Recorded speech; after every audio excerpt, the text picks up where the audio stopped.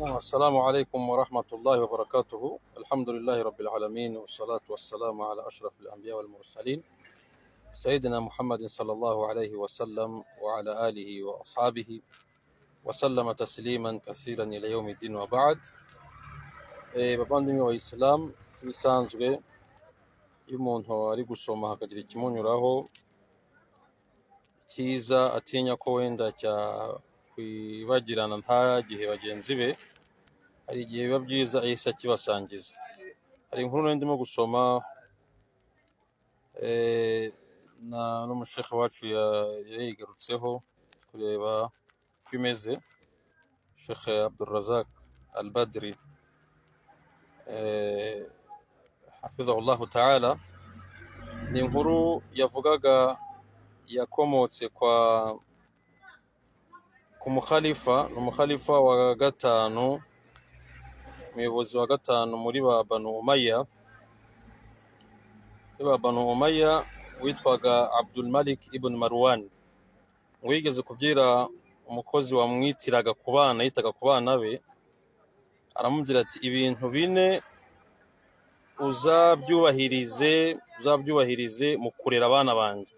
urabona abantu b'abayobozi hari igihe bari bize bakagira abantu babashaka kugira ngo bajye bita ku bana. aravuga abana banjye ibintu bine kabisa uzabyubahirize.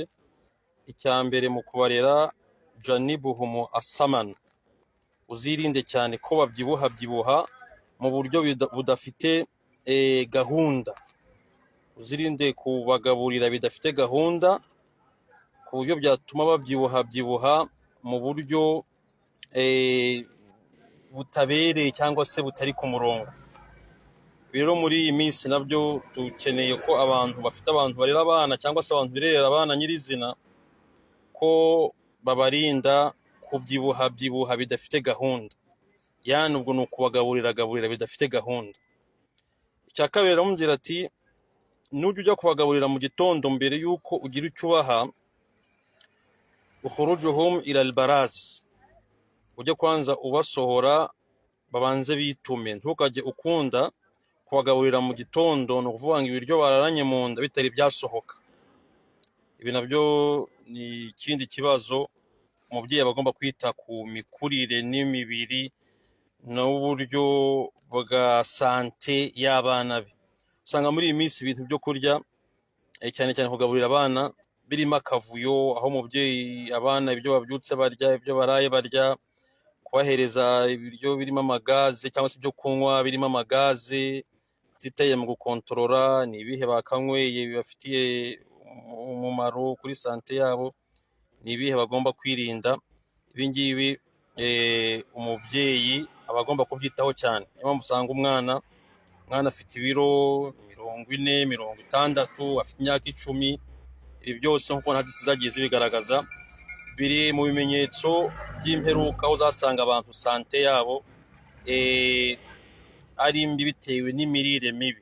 ibi byose iyo tubivuga biba biri mu Buyisilamu. ni uko abantu usanga hari ashobora gusoma nk'igitabo cy'abazungu bakaba babimubwira, ugasanga aravuze ati abazungu kabisa ateye imbere ibintu bavuga, ariko mu Buyisilamu birimo. intumwa y'Imana Muhammad sallallahu alaihi wasallam iti sumu taswihu, mujye mukunda gusiba muzagira ubuzima buzira umuze. ibi byose ni gahunda yo gushyira umubiri ku murongo.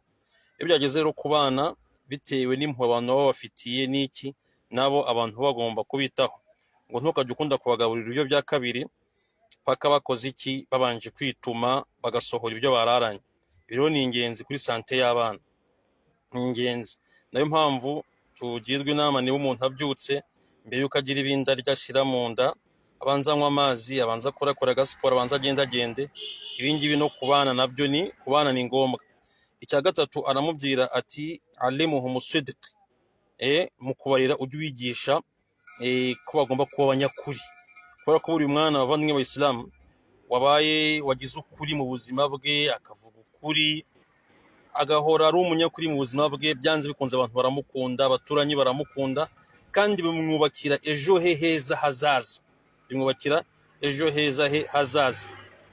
naho aramubwira ati uzababwire ko bagomba kwirinda kubeshya, wajanibuhumul kadhib wa in kana fihi kadha wa kadha, uzababwire yuko bagomba kwirinda igikorwa cyo kubeshya, kubera ko niyo uko kubeshya byaba birabageza mu buzima bubi, yewe niyo bakwicwa. Ni gutyo iyi mvugo isobanura.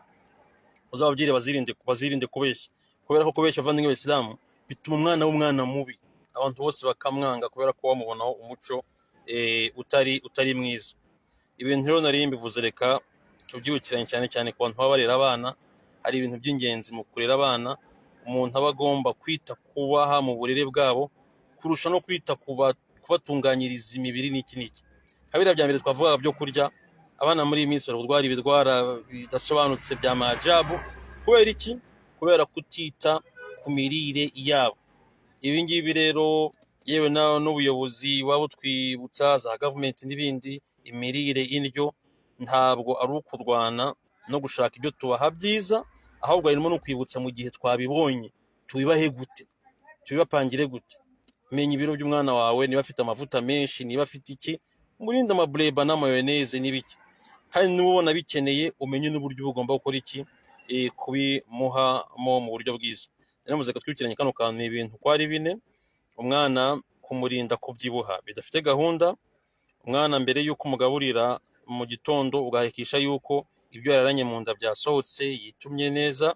Icya gatatu, kwigisha umwana kuvugisha ukuri, kubera ko bizatuma aba umwana mwiza muri sosiyete n'abantu bamwishimire.